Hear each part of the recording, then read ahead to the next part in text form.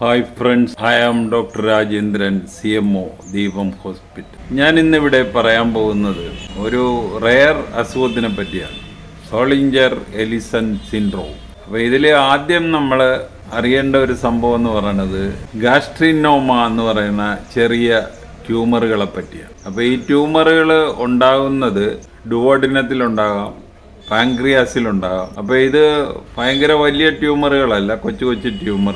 ഡുവോഡിനത്തിലുള്ളതിനേക്കാളും വലുതായിട്ടായിരിക്കും ചിലപ്പോൾ പാൻക്രിയാസിൽ വരും.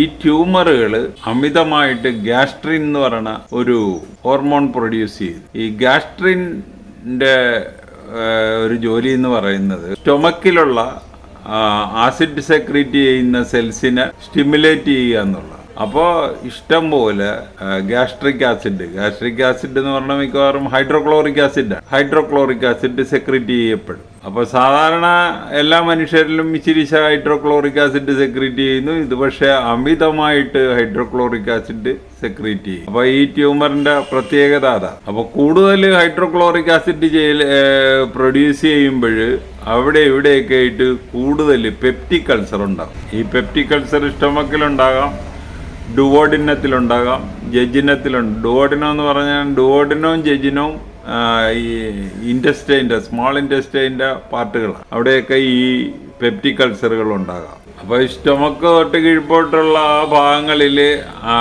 കൂടുതൽ പെപ്റ്റിക് അൾസേഴ്സ് ഉണ്ടാകുമ്പോൾ അതിൻ്റേതായിട്ടുള്ള സിംറ്റംസ് ഉണ്ടാകും. അതുപോലെ തന്നെ അതിൻ്റേതായിട്ടുള്ള കോംപ്ലിക്കേഷൻസ് ഉണ്ടാകും. ഇതാണ് ഈ സോളിഞ്ചർ എലിസൺ സിൻഡ്രോമിൻ്റെ സിംറ്റം. അപ്പോൾ ഈ കൂടുതൽ ആസിഡ് സെക്രീറ്റ് ചെയ്യുമ്പോൾ ഈ ഡുവോഡിനത്തിലേക്കുള്ള pH താഴെ പോകും. എന്ന് പറഞ്ഞാൽ കൂടുതൽ അസിഡിക് pHയിലോട്ടങ്ങ് പോകും, ഡുവോഡിനത്തിലും ജെജിനത്തിലും ഒക്കെ. അപ്പോൾ അവിടെ ഈ പാൻക്രിയാറ്റിക് സെക്രീഷൻ ഉണ്ടല്ലോ, പാൻക്രിയാറ്റിക് സെക്രീഷൻ്റെ ഫങ്ഷൻ ശരിക്കും നടക്കത്തില്ല. അപ്പോൾ ദഹനക്കുറവ് വന്നിട്ട് പേഷ്യൻറ്റിന് ഒരു കംപ്ലൈൻറ്റ് സ്റ്റേറ്റോറിയ എന്ന് പറയുന്നത് ദഹിക്കാതെ മലം, നമ്മുടെ ഭക്ഷണം ഡൈജസ്റ്റ് ചെയ്യാനുള്ള ഒരു എൻസൈംസ് ആണ് ഈ പാൻക്രിയാസ് ഉണ്ടാക്കുന്നത്. അതിൻ്റെ ഫങ്ഷൻ നടക്കാതെ വരുമ്പോൾ ഇൻഡൈജഷൻ ഉണ്ട്, സ്റ്റേറ്റോറിയ ഉണ്ട്.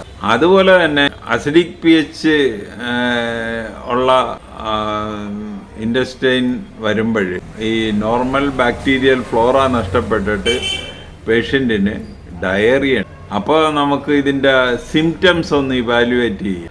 അപ്പോൾ ഏറ്റവും ആദ്യമായിട്ട് നമ്മുടെ അപ്പർ അബ്ഡോമിനിൽ ഭയങ്കര പെയിൻ, വിട്ടുമാറാത്ത പെയിൻ, പിന്നെ സ്റ്റേറ്റോറിയ വരാം, ഡയറിയ വരാം. അതുപോലെ തന്നെ ഈ ആസിഡ് സെക്രീഷൻ മേപ്പോട്ട് ഈസോഫാഗസിൽ കൂടെ മേപ്പോട്ട് വന്നിട്ട് പേഷ്യൻറ്റിന് ഹാർട്ട് ബേൺ ഉണ്ടാകും, എപ്പോഴും നെഞ്ചരിച്ചിലും പുളിച്ചു കേട്ടലും ഒക്കെ ഉണ്ടാകും. പിന്നെ ഇതിൻ്റെ കോംപ്ലിക്കേഷൻസിൻ്റെ കോംപ്ലിക്കേഷൻ എന്ന് പറയുന്നത് ഒന്ന് ബ്ലീഡിങ് ആണ്. ബ്ലീഡിങ് വന്നു കഴിഞ്ഞാൽ പേഷ്യൻ്റ് ചിലപ്പോൾ ഹിമറ്റെമിസിസ് വരും, എന്ന് പറഞ്ഞാൽ ബ്ലഡ് ഛർദ്ദിക്കുക. അതുപോലെ മലത്തിൽ കൂടെ രക്തം പോവുക എന്ന് പറയുമ്പോൾ ഈ അപ്പർ ഇൻറ്റസ്റ്റൈനൽ ബ്ലീഡിങ്ങിൻ്റെ രക്തം മലത്തിൽ കൂടെ പോകുമ്പോൾ നല്ല ബ്ലാക്ക് കളറായിരിക്കും. ഇതിന് മലീന എന്ന് പറയും. അതുപോലെ പേഷ്യൻറ്റിന് നല്ലപോലെ നോസിയ എന്ന് പറഞ്ഞാൽ ഛർദ്ദിക്കാൻ വരിക, അതുപോലെ തന്നെ ഛർദ്ദിൽ. ഇതൊക്കെ ഇതിൻ്റെ സിംറ്റംസിൻ്റെ കൂടെ ഉള്ള. അപ്പോൾ ഇത് ഡയഗ്നോസ് എങ്ങനെ, ബ്ലഡിലെ ഗ്യാസ്ട്രിൻ്റെ ലെവല് നമുക്ക് കണ്ടുപിടിക്കാൻ പറ്റും. അപ്പോൾ അത് വളരെ ഹൈ ആയിരിക്കും ഈ സോളിഞ്ചർ എലിസൺ സിൻഡ്രോത്തിൻ്റെ. സ്റ്റൊമക്കിലെ ആസിഡ് സെക്രീഷൻ നമുക്ക് കണ്ടുപിടിക്കാൻ പറ്റും, അതും വളരെ കൂടുതൽ. അതുപോലെ ഇമേജിങ് സ്റ്റഡീസ് എന്ന് പറഞ്ഞാൽ MRI, CT സ്കാൻ, വേറെ ഇമേജിങ് സ്റ്റഡീസൊക്കെ. അപ്പോൾ ഇതെല്ലാം കൊണ്ട് നമുക്ക് ഈ ട്യൂമർ എവിടെയൊക്കെയാണെന്ന് ലൊക്കേറ്റ് ചെയ്യാം. പിന്നെ വേറൊരു ടെസ്റ്റ് എന്ന് പറയുന്നത് ഗ്യാസ്ട്രോസ്കോപ്പി. നമ്മുടെ വയറിൻ്റെ അകം, സ്റ്റൊമക്കിൻ്റെ അകം ശരിക്ക് കാണാൻ പറ്റും ഗ്യാസ്ട്രോസ്കോപ്പ്. അപ്പോൾ ഇതൊക്കെയാണ് ഇതിൻ്റെ ടെസ്റ്റ്. അപ്പോൾ ഇതിൻ്റെ ട്രീറ്റ്മെൻറ്റ് എന്തൊക്കെയാണെന്ന് പറഞ്ഞു കഴിഞ്ഞാൽ നമ്മൾ ആ ട്യൂമർ റിമൂവ് ചെയ്യുന്ന ട്രീറ്റ്മെൻ്റ് ഉണ്ട്, പക്ഷെ അതൊന്നും അത്ര സാറ്റിസ്ഫാക്ടറി അല്ല. പിന്നെ അടുത്തത് പ്രോട്ടോൺ പമ്പ് ഇൻഹിബിറ്റേഴ്സ് കൊടുക്കും. അപ്പോൾ അതിൽ ഒമിപ്രസോള്, റാബിപ്രസോള്, പാൻറ്റാപ്രസോൾ ഇതുപോലുള്ള മരുന്നുകൾ, ഇതെല്ലാം വളരെ ഹൈ ഡോസിൽ കൊടുക്കേണ്ടി വരും. പിന്നെ ട്രീറ്റ്മെൻറ്റ് ഓഫ് ദി കോംപ്ലിക്കേഷൻ. ഇനി അടുത്തതായിട്ട് നമുക്ക് ഇതിൻ്റെ കോംപ്ലിക്കേഷൻസിനെ പറ്റി ഒരു കോംപ്ലിക്കേഷൻ എന്ന് പറയുന്നത് ബ്ലീഡിങ് വന്നു കഴിഞ്ഞാൽ അപ്പർ ഇൻറ്റസ്റ്റൈനൽ ബ്ലീഡിങ് വന്നാൽ പേഷ്യൻറ്റിന് ചിലപ്പോൾ ഹ്യൂമറ്റെമിസിസ്, ബ്ലഡ് ഛർദ്ദിച്ചു, അതുപോലെ മലത്തിൽ കൂടെ രക്തം പോയി എന്നിരിക്കും. അപ്പോൾ അതിന് മലീന. പെർഫറേഷൻ, ഈ അൾസേഴ്സ് വേണമെങ്കിൽ പെപ്റ്റിക് അൾസേഴ്സ് വേണമെങ്കിൽ പെർഫറേറ്റ് ചെയ്യാം, അതിൻ്റേതായിട്ടുള്ള സിംറ്റംസ്. Intestinal obstruction. അപ്പോൾ ഈ ഡൈജഷൻ ശരിക്കും നടക്കാതെ വരുമ്പോൾ പേഷ്യൻറ്റിന് മാൽന്യൂട്രീഷൻ്റെ സിംറ്റംസ് വരാം.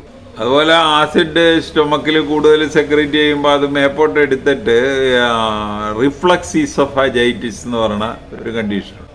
അപ്പോൾ നമ്മുടെ നെഞ്ചിൻ്റെ ആ ഭാഗത്തൊക്കെ നല്ല ഹാർട്ട് ബെഡ്, അതുപോലെ പുളിച്ചത് കിട്ടലൊക്കെ ഉണ്ടാവും. അപ്പോൾ ഇത് ഒരു റെയർ കണ്ടീഷനാണേലും ഇതിനെപ്പറ്റി ഇത്രയൊക്കെ പറയാനുള്ളൂ. ഈ വീഡിയോ ഒന്നിട്ട് കാണുക, ഇട്ട് കണ്ടിട്ട് ഇഷ്ടപ്പെട്ടുവെങ്കിൽ ഞങ്ങളുടെ ചാനൽ സബ്സ്ക്രൈബ് ചെയ്യുക. വേറൊരു വീഡിയോ ആയിട്ട് നമുക്ക് വീണ്ടും കാണാം. Thank you.